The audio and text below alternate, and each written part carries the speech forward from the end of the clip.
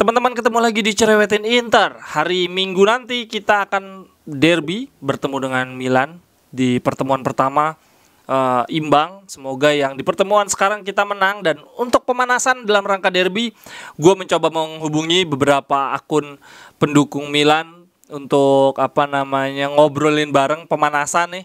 Dan akhirnya ada satu nih Milanisti Talk, namanya Mas Andri, yang berkenan untuk ngobrol. Gue udah gak sabar banget. Ayo kita langsung aja cerewetin derby.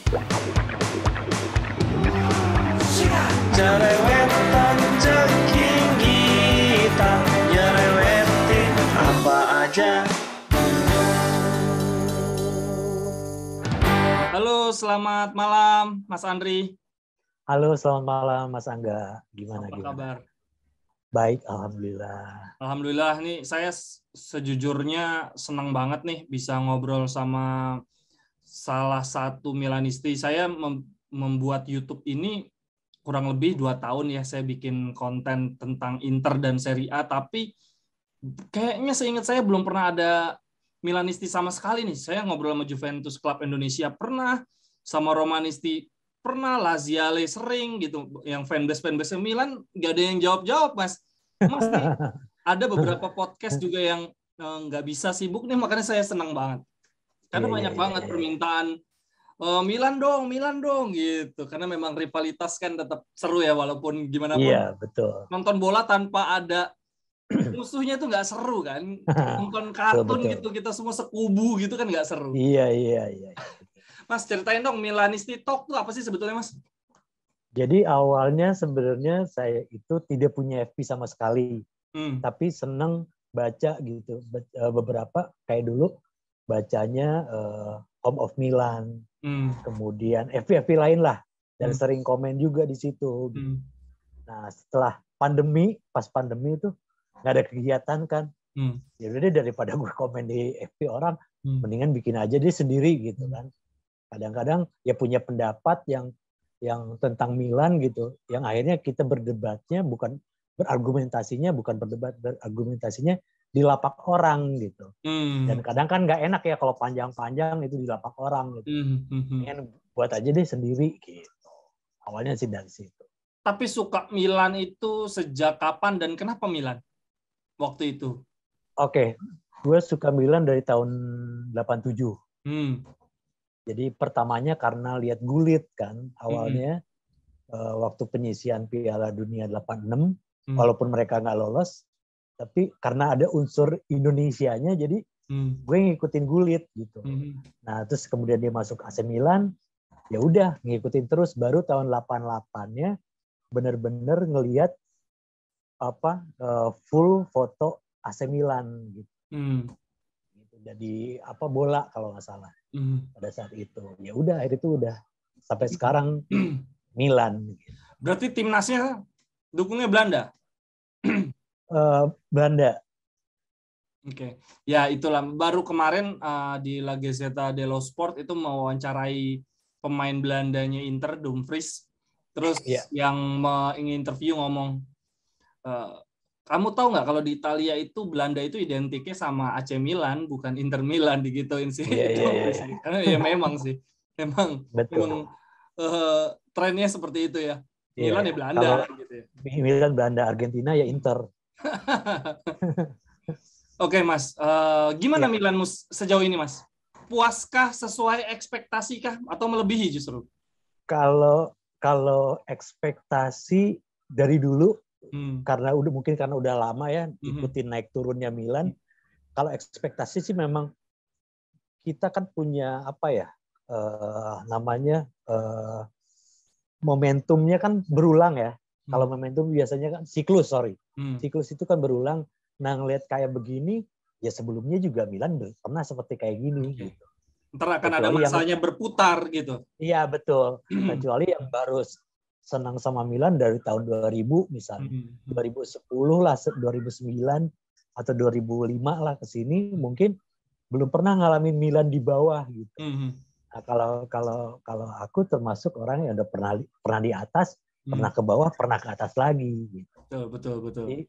Jadi ya sudahlah, mau gimana lagi. Toh cuma bisa nikmatin juga, nggak bisa ngapa-ngapain gitu. Betul. Itu setuju banget bahwa memang ketika kita melihat menyukai satu klub sepak bola dan kita pernah merasakan titik puncak kemudian di bawah. Jadi ada masanya di atas dan di bawah jadi terasa ya sudah lah ya mau gimana lagi nikmati aja betul. gitu ya. Nikmatin aja gitu. Apalagi ya balik lagi jadi mungkin saya lebih suka dipanggil penikmat bola, yang kebetulan sukanya AC Milan gitu. Tapi maksudnya kalau dari segi permainan, maksudnya dari yang didengang-dengungkan, diharapkan di awal musim, Milan ini sejauh ini gimana? Ada di peringkat berapa sekarang ya, Mas? Berapa? 4 atau 3? Sekarang 2 atau 3. Karena kan nilai sama Napoli sama. Oke.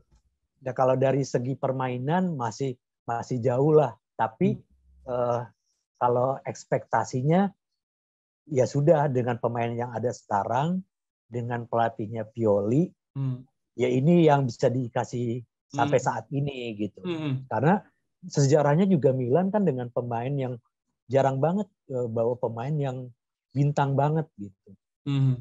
Terus pelatihnya juga memang nggak pernah yang misalnya kayak terkenal bawa Real Madrid bawa ke Milan, nggak pernah gitu. Justru Milan pelatihnya itu selalu dari tim yang ya kayak dulu Capello dari tim apa, Ancelotti dari mana waktu itu? Dari Juve atau dari Parma? Dari Parma kalau nggak salah. Parma. Okay. Iya. Apa Juve dulu? Parma, Juve, terus Milan.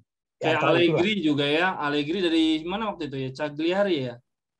Cagliari. Nah, kayak dulu juga Sacchi pertama kan dibawa ke Milan juga itu jadi kontroversi juga kan. Kok Sacchi sih yang kenapa nggak pelatih yang lain? Tapi Berlusconi pada saat itu gue mau dengan Sacchi aja deh. Dan akhirnya terbukti dia menjadi pelatih legend juga Italia maupun AC Milan. Kalau dari pembicaraan di seputar Milanisti Talk, para pendengarnya atau teman-teman Mas Andri yang Milanisti, sebetulnya Scudetto itu seberapa jauh sih dari angan-angan? Maksudnya itu sesuatu yang memang selalu dibicarakan bahwa kita bisa kok Scudetto atau ya sudahlah. Iya, betul.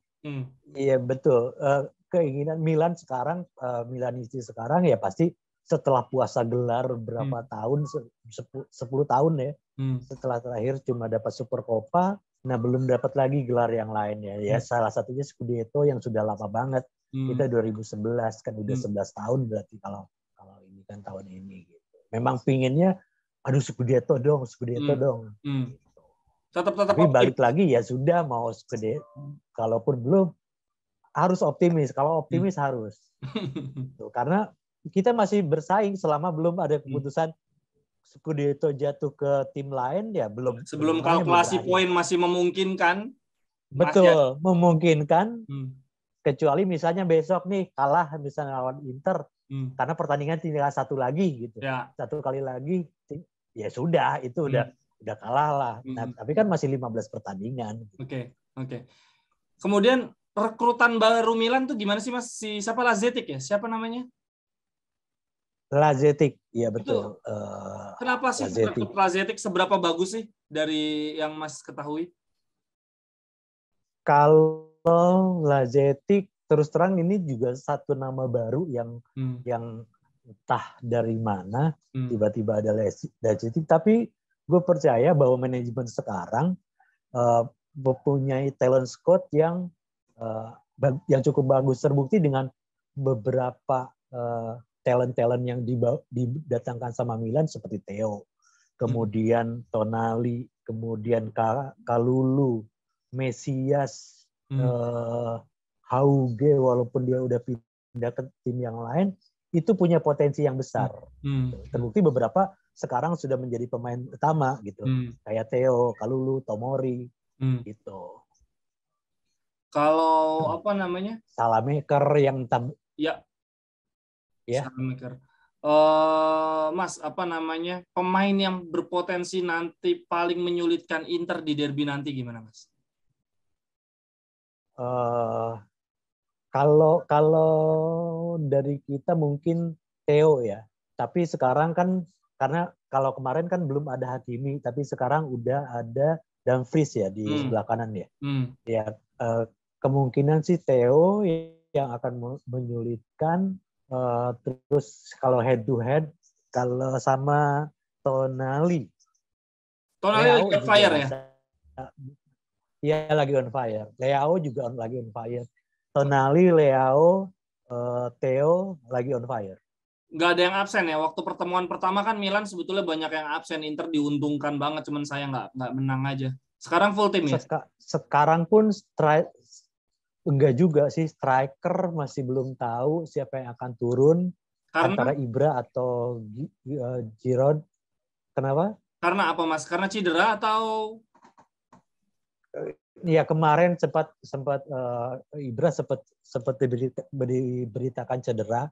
Kalau Giroud sih udah fit, sudah kembali lagi. Ibra pun sama.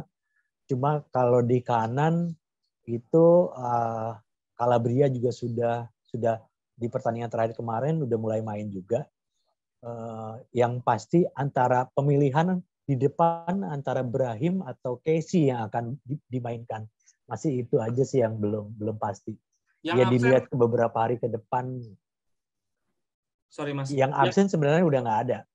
Kecuali yang emang cedera kayak siapa? Kier ya? Cedera parah. Kayak Kier sama Balo backup-nya untuk Theo. Dan sejauh ini tanpa mereka Milan on form ya? Iya tetap on form. Dari 30 pertandingan terakhir rata-rata setiap pertandingan Milan tidak diperkuat sama 5 pemainnya karena cedera ataupun COVID. Kalau sekarang udah mulai pada balik lagi. Wah, dan tetap jalan aja gitu. Wah, ini akan menjadi derby yang sangat menarik nih. Kalau dari Mas, optimis menang atau gimana Mas? Prediksi Mas? Atau nanti seri atau gimana? Kalau gue sih yakin menang 1-0 lah, tipis.